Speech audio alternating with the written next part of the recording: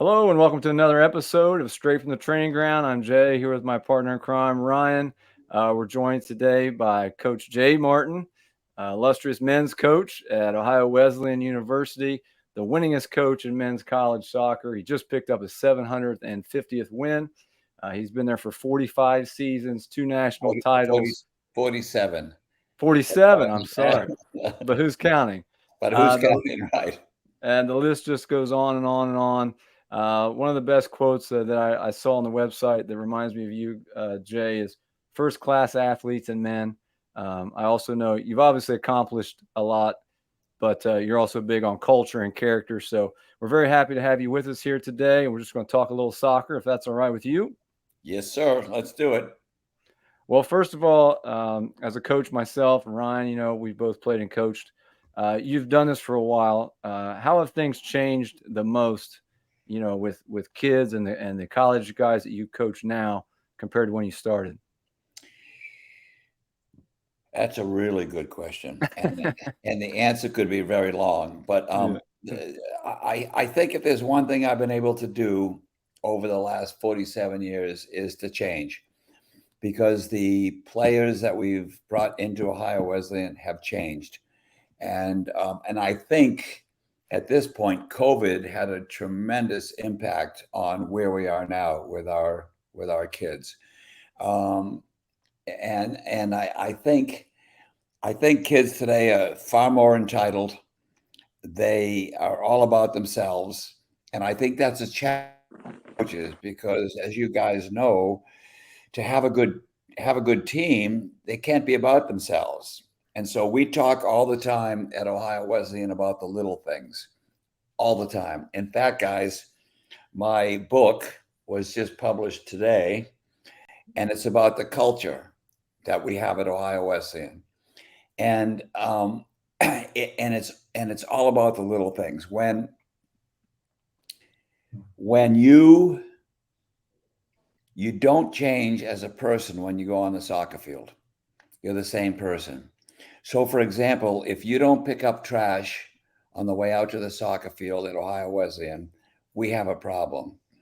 Because the difference between good teams, great teams, and really good teams is, and players, is that those people do the little things that count.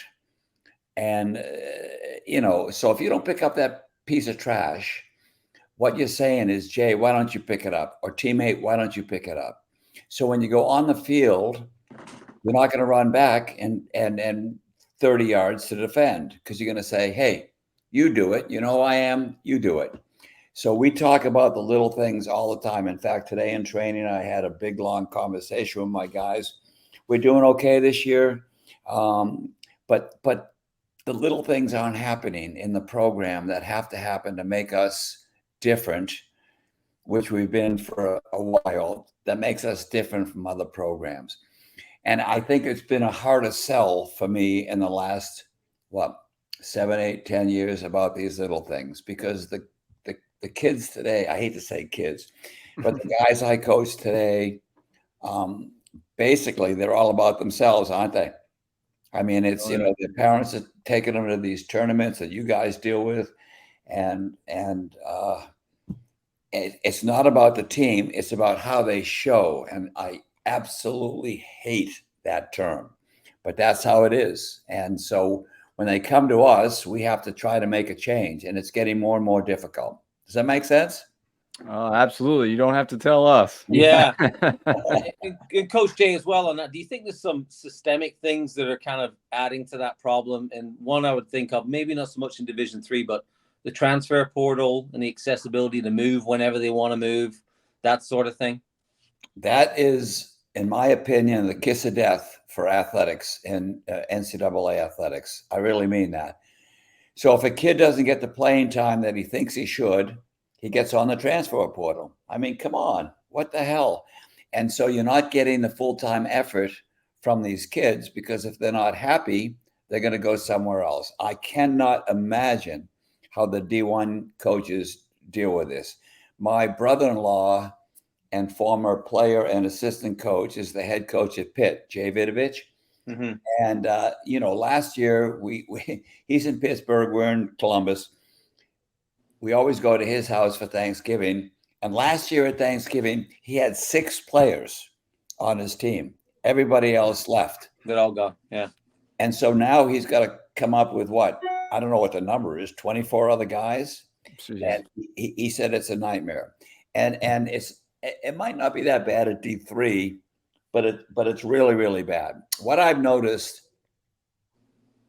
in my many years of coaching is that parents have become a real problem for us. I mean, for you guys in youth soccer and so on, parents are always a problem. But look, guys, we've won 750 games, 2 national championships, blah, blah, blah, 43 NCAA invitations. If your kid can't help me win, he's not going to play. I mean, it's not that difficult, is it? And so it's been a rocky road the last 5, 7, 8, maybe even 10 years. I mean, to have a parent come up to me and talk to me about, you don't care about winning, you don't care about this, is just ludicrous. because trust me, I do. And I mean, look at the record. I mean, it's, but so parents have become a real problem. I know they are for you guys. They become a real problem now in Division 3. I don't know about Division 1. I'm going to have to ask my brother-in-law, but it's unbelievable. It's unbelievable. So yeah, I mean that is interesting what you say about the parents too, and it's when we talk about system, we always identify that every kid's trying to, and every parent's trying to impact the thing. But 20 years ago, 30 years ago when we played, I would never have a parent interfering with a coach. But now it seems in the last, like you said, the last 10 years, it's okay to do that. That's a strange situation, I think. Well, I think the parents think it's okay. I don't. And you don't. I mean, look, as I said a moment ago, we want to win every game we play. And if the kid can't help me, first of all, I say to the parents, how old is your son? Oh, 20. Well, you tell him to get his ass into my office and talk to me. I don't want to talk to you again. Can you imagine that? A 20-year-old young man having his parents advocate for him in a college program? Guys, it just doesn't make sense. And so, yes, I've had guys leave. I don't think the transfer portal is that big of a deal for D3. No. But I think I've had guys leave and then they go to another school and they never play. And they go, oh, maybe Martin was right. I don't know. But, and as I said, trust me, if you can help me win, you're going to be fine. If you can't, you're not going to be fine. Absolutely. Well, someone, I've coached girls predominantly, Jay, but for about 20 years now myself, and Ryan's coached a long time as well. Obviously, when you do this for a long time, you have to change and evolve, in certain ways. What are some of the ways you have tried to change, or maybe you handle things differently now, or you try to do things differently than you did, say, 30 years ago? To be honest, in fact, guys, I don't want to make this a plug, but my book just was published today. Yeah. My book is all about culture. And I don't think I've changed much in terms of the culture at Ohio Wesleyan in the last 30 years, because our culture is really, really important. And I think, and I've said this a moment ago, the difference between good teams and great teams is the culture. Mm-hmm. And a lot of coaches don't understand that. I'm very disappointed to say that, but clearly I'm the oldest person in the athletic department at Ohio Wesleyan. And I walk around and I see these coaches on the whiteboard, and they're going all these plays and so on and so forth. And I stick my head in because I'm a jerk, and I go, hey, that's not the answer. The answer is culture. Tactics, guys, don't make a difference. You know that. You both have played. Who cares? You play from tactics.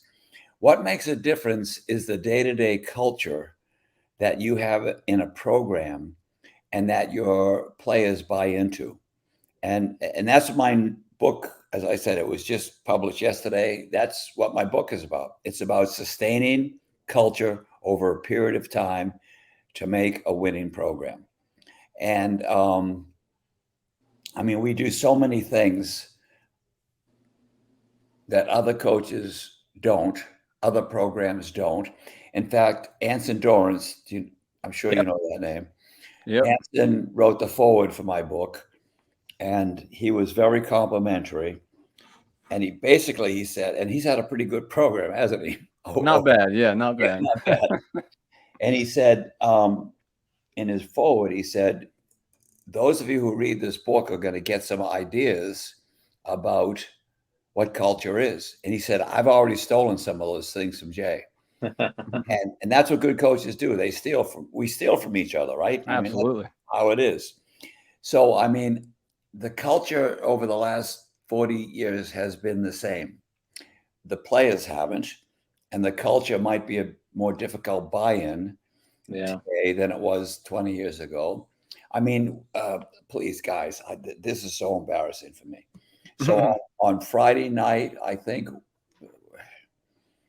we won my 750th game, and they made a big deal about it, and I'm like, oh God. And the last 3 days, I've received emails from literally hundreds of our players who said, I didn't get it when I was there, but now I get it. You talk about the little things, and now I'm a doctor, a lawyer, whatever. And now I know that the little things really care. So the culture at Ohio Wesleyan has been pretty much the same over the last 30 years. But I will tell you, it's getting to be a harder sell for these kids today. They don't do that. That's fantastic to hear that, and I wasn't expecting you to say that. But that sounds like that is the real platform for the success of your program. And I know that good teams I played on and coached, and they all had a good culture, right? They all had a good atmosphere, right? And people enjoyed it, and if they enjoy it and that's going well, then the rest of it, the tactics will take care, right? And I think that's what you're saying. That's what I'm saying. Don't misinterpret this. I have a relationship with Mike Krzyzewski. I'm sure you know that name. I've heard of him. Yeah. Yeah. And we've had an occasion to sit down a number of times over the last 10 years and talk. The first 2 times I met in his office, and it was very, cordial, and then the last 4 or 5 times we met in a beer hall and had a drink, and it was a lot better. And when I asked him, where are tactics in your priority list, your top 10 priority list, his answer is 6 or 7. And that's my answer too. Yeah. Guys, especially at our level and probably your level, tactics don't matter, right? They don't matter. What matters, I think, is the culture of the environment and the team. And that's what matters. Doing the little things, defending, running, blah, blah, blah. I mean, we could play the old Scottish, 8-2 or 2-8 or whatever the hell it was. It doesn't matter. So, I mean, I've been adamant about our culture, and I will, until I leave, that will continue. Then the new guy can take care of it himself. Well, no, I agree with you. Absolutely. I think it's very important. I've always tried to do those things as a coach myself, Jay. I completely agree with you. I think those little things make a difference, and that is what sets apart, an average team from a good team to a great team. Right. Is like you said, that willingness to run for someone else, to work for the person beside you, all those great things. Let's get into your team real quick this season. You're kind of just getting underway here, but you've had a few games. How are things looking? What do you think of the team so far that you have this year at Ohio Wesleyan? I think we have great potential. The majority of the team are sophomores, so we're still quite young. We only have 4 seniors, and you know how important seniors are in college. I mean, those are the leaders. We went to Hope and Calvin in Michigan last weekend, and we tied Hope and lost 1-0 late to Calvin. Calvin's a very good team, top 20, top 10. I don't know what they were. But this past weekend, we beat St. Olaf, who was in the top 10, and Hanover from Indiana last night, 2 nights ago. So, you know, I don't know. You probably don't follow our program, and I don't blame you. But last year we were 0-4-2, which was the worst start in my 47 years. It was unbelievable. The saving grace was we were playing well, and you guys know how we just weren't scoring goals, and it was nuts. So this year we are playing well, and we're starting to score goals. We're still young, but I think we have a good chance of getting back. We've been to the NCAA tournament 43 of my 46 years, which is, as you know, a record in the country, and so on and so forth. So that's our goal: win the conference, get back to the tournament, and then who knows what happens. I think in Division III, maybe all divisions, there are probably, I'm guessing, 13 to 15 teams every year who could win the national championship, right? Yeah. And then it comes down to injuries, who's on a roll, is the keeper hot, and so on and so forth. In other words, luck.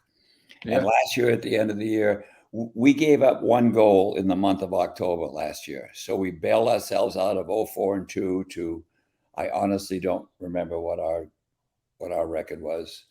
So I'm hoping, and you know, at the end of the year, we were one of the 13 teams. I really believe that. And we lost in overtime to Mary Washington, and they went on to the Final Four, to maybe to the final game, but they did really, really well. So we were that close.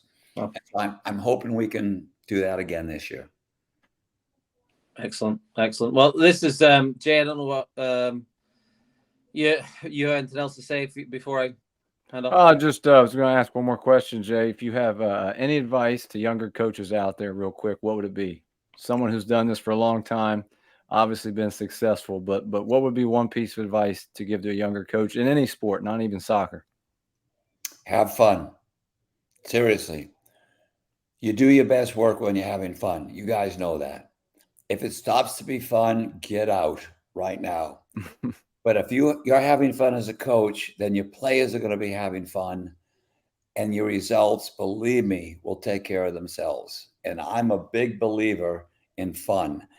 When it stops being fun for me, I'm out. I mean, I just can't believe it. Now, I have some physical problems because I'm 74, and I double knee replacement, blah, blah, blah. A lot of skin cancer in my legs, blah, blah, blah. So the physical side is getting difficult for me. But I have fun every day when I walk on the field. I love the guys. I love the team. I love coaching. And I think I mentioned a moment ago that, you know, a lot of the young coaches, and believe me, they're all young to me, in the department are so uptight about X's and O's. It just makes me laugh. And you know, at one point in my life, I probably was like that too. So I'm not, but it's not about X's and O's. It's about relationships. It's about empowerment. It's about, I don't call any guy on the team by their last name. I have everybody say please and thank you. We don't use nicknames, and it's let's. Let's is a contraction for let us. And so I'll say, like tonight at the end of practice, I said, guys, let's move the goals in. And I helped them. Let's pick up the gear. And I helped them. Let's do the laundry. And I helped them, because I'm no different than they are.